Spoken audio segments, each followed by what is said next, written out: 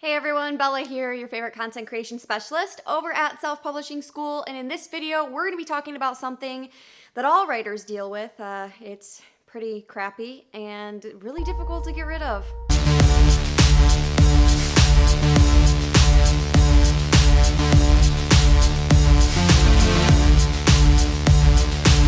And that's writer's block.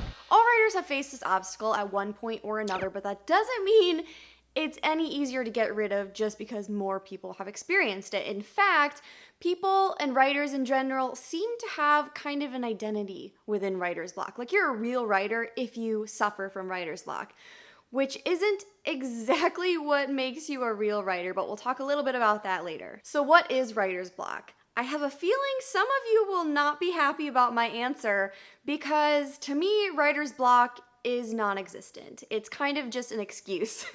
Comment down below if that just made you a little annoyed and angry. Because I get it. I used to completely use writing block as an excuse not to write. But I've learned a few things that I will teach you in a little bit about how to get rid of writer's block and what really causes it in the first place. But to answer the question of what is writer's block a little more seriously, writer's block is when writers can't think of what to write next. They're stumped, nothing is coming, there's basically a block on the creative part of their mind.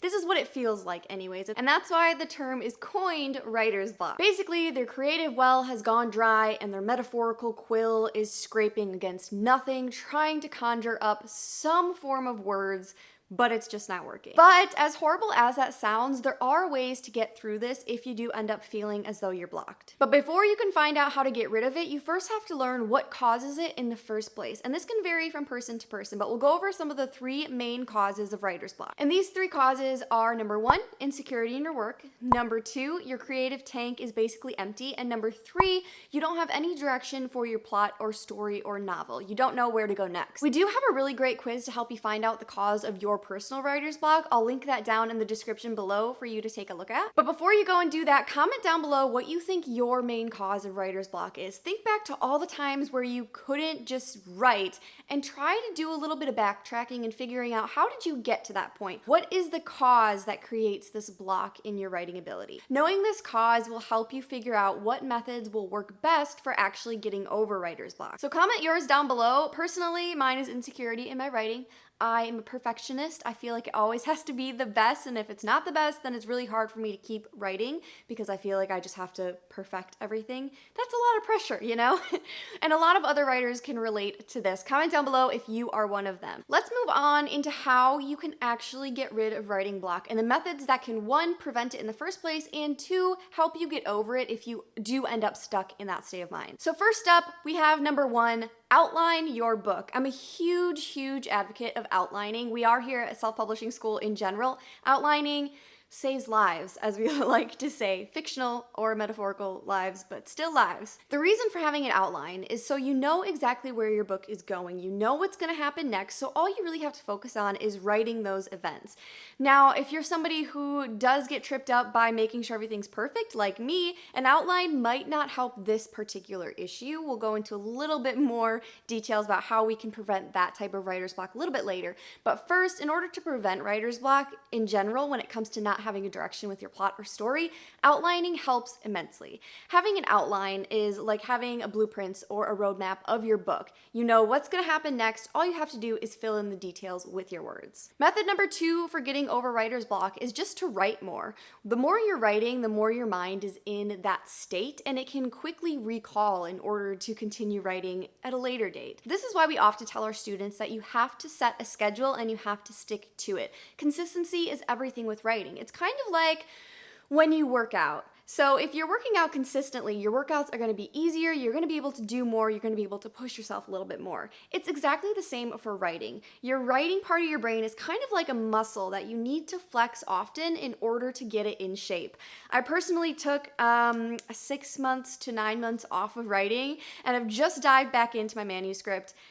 And it's taking a little bit for me to get back into writing shape. So the more you write, the less issues you're gonna have with writer's block in the first place. And that's one of the best methods that we have for getting over writer's block in the long term and preventing it in the first place. Method number 3 is to do your research beforehand. So if you're somebody who is writing a scene and then has another tab open to research something that you need to put in the scene, we highly recommend that you either research beforehand or put a note in your manuscript to come back with the details later. The idea behind this is to make sure that you continue to have momentum within your writing. Your writing builds off of itself, and so the longer you have in a writing session, the better your work is gonna be. And when you interrupt that flow, it can cause some problems in your manuscript and in your mind because you're constantly writing and then stopping to research, writing and then stopping to research. And this can really just trip up your brain and make it a little bit harder to get back into the writing when you switch back to it. So either do your research before or make a note and come back to it later so you can just keep up with the momentum of writing. Method number 4 is to do some reading, especially for you fiction authors out there. There's something really motivating about reading a story that's finished and complete and it's physical copy. And you just know that some author put the work in for this book and made it happen. And at least to me, that's really inspiring. And there's something about reading the craft of writing and the beauty in the words and the descriptions that really motivates you to get back to your own manuscript. I believe it was Stephen King who said, if you do not read, you don't have the tools to write, or something along those lines. And that's absolutely true. The more you read, the better you become at writing because you're being exposed to different elements and different literary devices that you can use as well. And it's just motivating and inspiring, and books are great. Method number 5 is to get a new perspective, and I mean that literally. Actually get up and move your writing space. Sometimes having a writing space is absolutely wonderful. We actually recommend all of our students carve out a space in their home that's dedicated only to writing. However, if you are feeling blocked, sometimes getting up, taking a walk around the house, getting outside, just taking a run, taking a walk, or anything that can help you get out of that mindset that you're stuck in that location.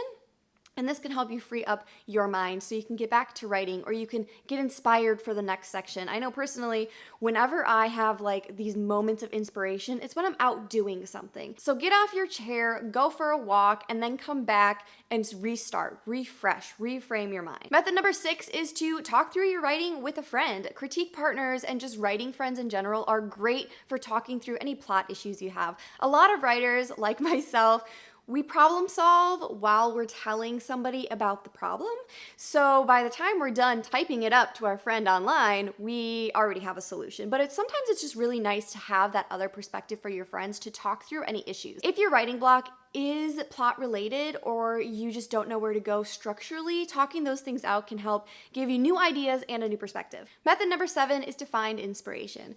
Inspiration is not necessary to write. You can write despite it, but if you are feeling blocked in your writing in some way, sometimes it's really helpful to just get inspired again. And reading can also help you get inspired, as I mentioned before. But another thing is to create Pinterest boards that have visuals that are in line with your story. This is an example of my personal Pinterest board for my work in progress. Whenever I'm feeling like I don't have the inspiration I need or that I'm just lacking some of the visuals, I go back to this Pinterest board and I look through it and then I'm revitalized, I'm re-energized, and I just want to get back to my story. So if that means you have a physical vision board, if you have any other aesthetics that remind you of your world, if you have music that reminds you of what you're writing, listen to it, get into the zone, and then get back to writing. Getting rid of writer's block, method number 8, is to get rid of your phone. A lot of writers like to say they're experiencing writer's block, but what they're really experiencing is the pull of the writing community on Twitter and Facebook. This is very common. I have fallen victim to this many times, but what your writing needs is focus. And not only does it need it, it deserves it. So put your phone away, put it on silent, or better yet, you can download an app like Pause 4. I love this app because not only does it motivate you to not pick up your phone, it also donates when you successfully leave your phone alone for however predetermined amount of time you want. There are different donations that you get to choose from, but the longer you're off your phone, the more you get to donate. So downloading an app like that can actually help you. Freedom is another good app that can actually block distracting social media and any other websites that you don't want to allow yourself on during writing time. Method number 9, and one that's really gonna help all of you writers who are very insecure about your work and you're perfectionist, has to be great. Stop comparing your writing. This is really gonna help your writer's block. And this used to be the most difficult for me because that's immediately what I did whenever I was reading. I was comparing, is my work this good? Is it better? It doesn't need more of this that this book has. And that's toxic for your writing, and it can cause writer's block for a long time. This is something you will have to work on, but it's worth it. Just learn that your writing in your book is completely unique. You cannot compare it to something else because no other writer writes like you or has your mind and can develop the structure and the messages and the themes that you are. Number 10, remember your why. A lot of us get caught up in writing the perfect book and making sure our characters are amazing, and we forget why we're writing the book in the first place. Understanding your why can help you kind of free your mind and not worry about making it perfect, and instead you get back to writing knowing that there is a reason that I'm writing this book. There are people who need to hear this message. They need to know this theme in their life. They have to meet these characters. And so when you think of it that way, your brain lets go a little bit, and letting go can help you focus on actually just writing again. Number 11, and the best method for getting over writer's block, is to just write anyways. Writing block is not going to stop you from actually writing. It can make you feel like your writing isn't that great, or it can make you feel like you're not super happy with this section, but it cannot physically stop you from writing.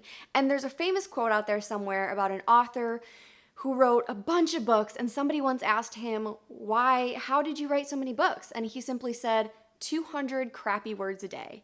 And that's how he did it, because those first 200 crappy words are crappy. They might not be very good when you're first sitting down or when you feel blocked, but the more you write, the deeper you get into your mind and your story, and the more the words start to flow. So sit down and write anyway. That's why we always recommend having a schedule and sticking to it. Because you're gonna sit down and you're gonna write no matter if you're inspired or motivated, or if you have writer's block, you're gonna write anyways. And that's really our best methods for getting over writer's block and preventing it in general. You are the only person who has the control to get rid of your writer's block. It's up to you, and you can work through it. The point is that you can have writer's block and you can still write at the same time. It doesn't mean that you cannot make progress, even if you're feeling like you're not sure about where to go next. Address the main causes and then get rid of your writer's block so you can make progress on your book. And if you're ready to actually make progress on your book and self-publish it and have the world see it, we have a free training down below that you can click the link on, head over there, and listen to a bunch of tips that we don't have time to say in this video. So click that down below, give this video a thumbs up if you learned something, if you liked it, if it helps your writer's block or kept you distracted while you have writer's block. Give it a thumbs up, follow us on social media, and I will see you next time.